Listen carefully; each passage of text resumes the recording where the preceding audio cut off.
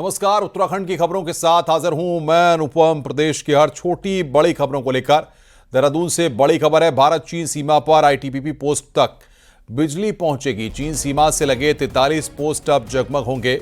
सीमा के 8 गांव के 882 घरों में भी अब बिजली पहुंचेगी। ग्रिड आधारित बिजली आपूर्ति के लिए टेंडर प्रोसेस पूरा हुआ। उत्तरकाशी और पिथौरागढ़ जिले के हैं सब 8 गांव। वाइब्रेंट विलेज और बॉर्डर आउटपोस्ट योजना के तहत काम होगा। सीएम पुष्कर सिंह धामी ने यह जानकारी दी है।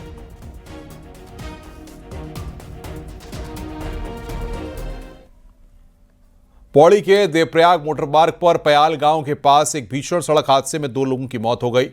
हादसा पौड़ी देवप्रयाग मोटरमार्ग पर हुआ जब एक कार अनियंत्रित होकर लगभग 50 मीटर गहरी खाई में जा गिरी।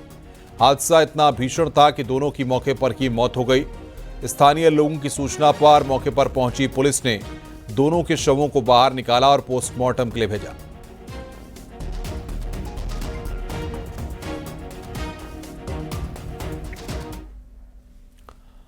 रामनगर से एक बड़ी खबर आ रही है। यहां पर पर्यटकों की कार ने बाइक सवारों को रौंद दिया। हादसे में एक युवती की मौत हो गई जबकि 2 अन्य लोग घायल हो गए। पर्यटकों की कार दिल्ली से आ रही थी जबकि बाइक सवार काशीपुर से गर्जिया की ओर जा रहे थे। वहीं कार ड्राइवर को हिरासत में लिया गया है।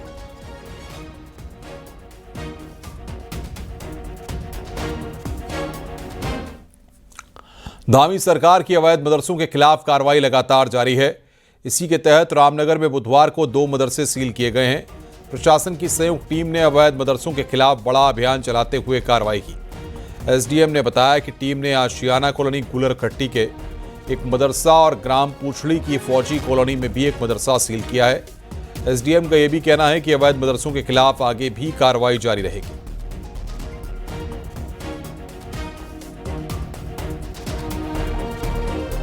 या फिजिकली पूरी तरह वेरीफाइड करना शुरू किया था और इसमें आज 2 मदरसे पूरी तरह से सील किए पाए गए। तो एक मदरसा जिसमें बताया गया था कि हमने पहले इसको बंद कर दिया है, उसका वेरिफिकेशन किया गया। वास्तव में आज भी वो जो है बंद पाया गया, आज भी बंद पाया गया। और ऐसी दशा में जो है अभी हम लोगों ने जो अन्य मदरसे हैं उनके खिलाफ भी हमारा अभियान जारी रहेगा। कोटद्वार में गढ़वाल मोटर ओनर्स यूनियन यानी जीएमओयू में 2.5 करोड़ के घोटाले का पर्दाफाश हुआ। पुलिस ने मामले में जीएमओयू के पूर्व अध्यक्ष और पूर्व जनरल मैनेजर समेत 9 लोगों को गिरफ्तार किया है। आरोपियों की शिकायत जीएमओयू के सचिव प्रधान ने की थी। जांच में पाया गया है कि पूर्व अध्यक्ष और पूर्व जीएम ने कुछ कैशियर और क्लर्क के साथ मिलकर करोड़ों का घोटाला किया। आरोपियों ने पेट्रोल पंप बिल्डिंग से लेकर कंप्यूटर मरम्मत, फर्नीचर मेंटेनेंस, बिजली पानी खर्च जैसे मदों में भी फर्जी बिल लगाए और करोड़ों रुपए डकार दिए। यही नहीं, मृत कर्मचारियों को जीवित दिखाकर उनके फर्जी साइन करके भी मोटी धनराशि निकाली गई, जिसका खुलासा हुआ है। इनके द्वारा कुछ फर्जी बिल्स इत्यादि लगाते हुए कुल 2.5 करोड़ रुपए की धनराशि का गबन किया गया है। जांच करने के उपरांत कुल 9 अभियुक्तों की इसमें सहभागिता पाई गई और इन 9 अभियुक्तों की गिरफ्तारी हमारी टीम्स के द्वारा की गई है, जिनकी गिरफ्तारी के उपरांत माननीय न्यायालय में पेश किया जा रहा है। हरिद्वार में एक अवैध पटाखा फैक्ट्री में भीषण आग लगने से एक कर्मचारी की मौत हो गई जबकि एक कर्मचारी अस्पताल में भर्ती है जहां उसका इलाज चल रहा है। बुधवार सुबह पटाखा फैक्ट्री में भीषण आग लगी थी। हादसे में फैक्ट्री के 2 कर्मचारी घायल हो गए थे जिन्हें इलाज के लिए अस्पताल में भर्ती कराया गया था। जहां इलाज के दौरान एक कर्मचारी की मौत हो गई, वहीं फैक्ट्री के मालिक पति पत्नी के खिलाफ केस दर्ज हुआ है। फैक्ट्री का लाइसेंस मार्च में खत्म हो गया था। बहादुराबाद के मुलदासपुर में अवैध पटाखा फैक्ट्री चल रही थी। आग लगने का कारण शॉर्ट सर्किट बताया जा रहा है।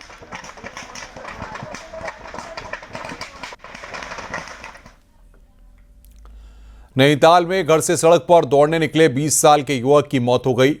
कैलाखान का भूपेंद्र सुबह मॉर्निंग वॉक के लिए घर से निकला और कैलाखान के पास की सड़क पर बेहोश हो गया।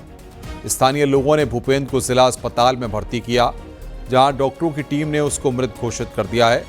हालांकि अभी मौत के कारणों का पता नहीं चल सका है, मगर हार्ट अटैक मौत के कारण बताए जा रहे हैं।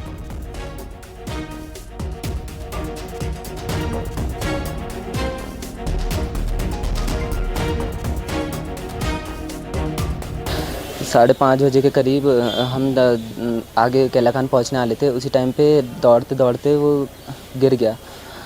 फिर जब गिरा वो तो मैंने उसको उठाया फिर एक रोडवेज की बस आई तो वो रोकी उन्होंने, उसमें से कंडक्टर और ड्राइवर उन्होंने उठाया। मतलब हम 10 या 15 मिनट में हम हॉस्पिटल भी पहुंच गए थे। फिर हॉस्पिटल में आए। हॉस्पिटल में पहुंचने के बाद डॉक्टर ने बोल दिया कि ये अभी अब नहीं है, और फिर उन्होंने बोला कि अटैक आया है शायद, ऐसा बोला।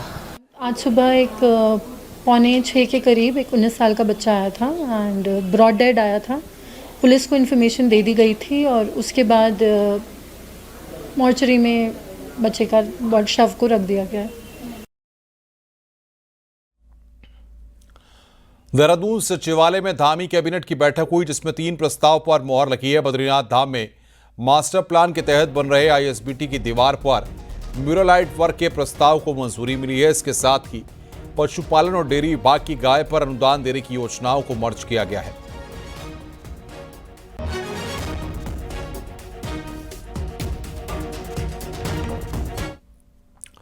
केदार घाटी में लगातार मौसम खराब होने की वजह से केदारनाथ धाम के लिए बुधवार को भी हेलीकॉप्टर उड़ान नहीं भर सके। मंगलवार को भी पूरे दिन एक भी हेली उड़ान नहीं भर सका। इसकी वजह से मंगलवार को लगभग 900 हेली टिकट कैंसिल हुए। हेली सेवा के नोडल अधिकारी ने बताया कि मौसम खराब होने की वजह से हेली उड़ान नहीं भर पा रहे हैं और अब मौसम साफ होने का इंतजार है।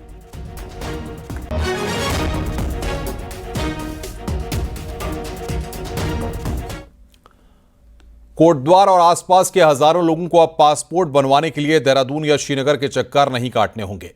गढ़वाल सांसद अनिल बलूनी के प्रयासों से कोटद्वार में जल्द ही पासपोर्ट सेवा केंद्र की शुरुआत होने जा रही है। देखिए हमारी रिपोर्ट।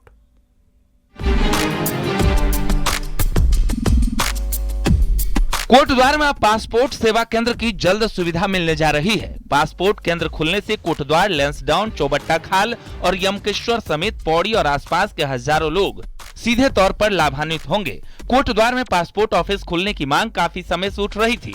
अब ये सपना हकीकत बनने जा रहा है।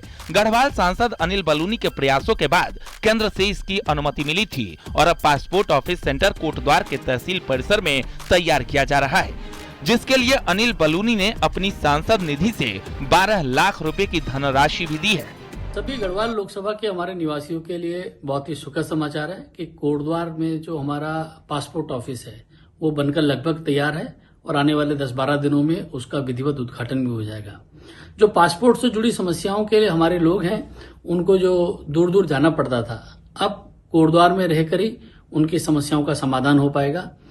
ये जो पासपोर्ट ऑफिस है बहुत ही आधुनिक पासपोर्ट ऑफिस खुल रहा है।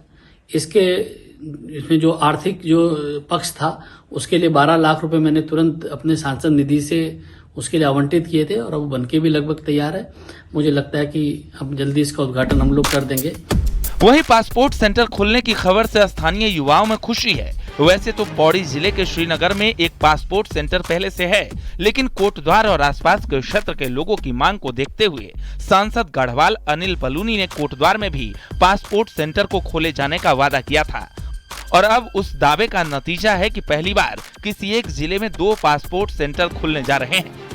पहली बार ऐसा हो रहा है कि जब एक जनपद में 2 पासपोर्ट सेंटर होंगे, यानी कि पौड़ी जनपद की अगर बात की जाए तो श्रीनगर के अलावा कोटद्वार में भी पासपोर्ट सेंटर खुलने जा रहा है। तो ये एक बड़ी सौगात कोटद्वार की जनता को मिलेगी और आसपास के तमाम जो इलाके हैं उनमें जो पासपोर्ट बनाने वाले, जो जिनको पासपोर्ट बनाना है, जो विदेश जाने के इच्छुक जो भी लोग हैं, उनके लिए काफ़ी आसानी होगी। उनको अब घर में ही उनके लिए पासपोर्ट मिल सकेगा, यानी कि कोटद्वार में आके वो आसानी से पासपोर्ट बना सकेंगे। तो देखो, पहले हमारा लोकल में पासपोर्ट ऑफिस खुल रहा है तो हमको बहुत ज़्यादा फ़ायदा है इससे।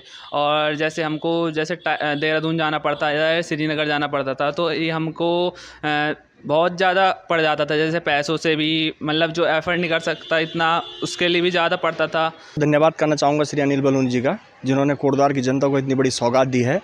जब हम यहाँ से देहरादून जाते थे तो बहुत समस्याएं होती थी, कई बार कागज़ छूट जाते थे घर पर ही, लेकिन अब यहाँ पर पासपोर्ट ऑफिस खुलने से पूरे कोटद्वार में बहुत यार दूर दूर से लोग आते हैं यहाँ पे, पौड़ी से, श्रीनगर से, सभी लोगों के लिए यहाँ पर बहुत अच्छी बात है कि यहाँ पे पासपोर्ट ऑफिस खुलने जा रहा है। पासपोर्ट सेवा केंद्र का खुलना न सिर्फ एक प्रशासनिक सुविधा है, बल्कि ये गढ़वाल के क्षेत्र के लोगों की उम्मीदों और सांसद के वादों की भी जीत है। न्यूज़ 18 के लिए कोटद्वार से अनुपम भारद्वाज की रिपोर्ट। और आइए अब देखते हैं पहाड़ टॉप 10। नैनीताल के उखलकांडा के जितेन बोरा हत्या मामले में ग्रामीणों ने खंसियू थाने का घेराव किया। मामले में आरोपियों पर कार्रवाई की मांग की गई है। अल्मोड़ा में महिला कल्याण एवं बाल विकास मंत्री रेखा आर्या ने आंगनबाड़ी और मिनी आंगनबाड़ी 562 वर्कर्स को नियुक्ति पत्र बांटे। ईरान और इजरायल के बीच हो रहे युद्ध में मंगलौर क्षेत्र से ईरान में कुछ छात्र नौकरी और यात्रा पर गए लोग फंसे हुए हैं। फिलहाल फंसे हुए लोगों का डाटा लिया जा रहा है। देहरादून के डीएम ने ऋषिकेश के राजकीय हॉस्पिटल का निरीक्षण किया। व्यवस्थाओं को चाक चौबंद करने के निर्देश दिए। उत्तरकाशी के बड़कोट पौंटी में पहली बार दिवसीय ध्यानी मिलन समारोह का आयोजन भव्य किया गया। इसमें सैकड़ों लोगों ने हिस्सा लिया। हरिद्वार में गंगा में अवैध खनन और नदी के आसपास स्टोन क्रशर स्थापित करने पर हाईकोर्ट सख्त है। कोर्ट ने गढ़वाल राइफल के कैप्टन से सुनवाई के दौरान चर्चा की। हरिद्वार में कांवड़ मेले के लिए स्वास्थ्य विभाग भी तैयारी में जुटा हुआ है। मेले में श्रद्धालुओं के लिए हेल्थ कैंप लगाने के लिए मीटिंग की गई। मॉनसून सीजन के लिए ऋषिकेश में एसडीआरएफ ने सरकारी कर्मचारियों की क्लाइंबिंग रैपलिंग के गुर सिखाए ताकि वे अपनी जिम्मेदारियों को निभा सकें। राज्य में पंचायत चुनाव के मद्देनजर नैनीताल जिला प्रशासन ने तैयारी शुरू कर दी है और वोटर लिस्ट में नाम जुड़वाने के आवेदन के लिए कहा गया है। कांवड़ मेले की तैयारी के मद्देनजर हरिद्वार पुलिस यूपी पुलिस के साथ काम कर रही है। हरिद्वार के थाना श्यामपुर में बिजनौर पुलिस के अधिकारियों के साथ इंटर स्टेट मीटिंग की गई।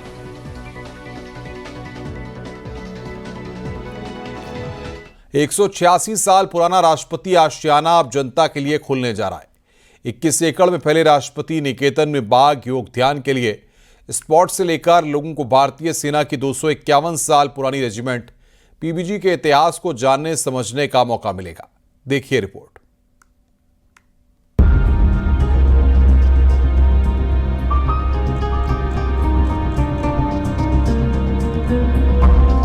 एक 186 साल पुराने राष्ट्रपति आशियाना को 24 जून को जनता के लिए खोला जा रहा है।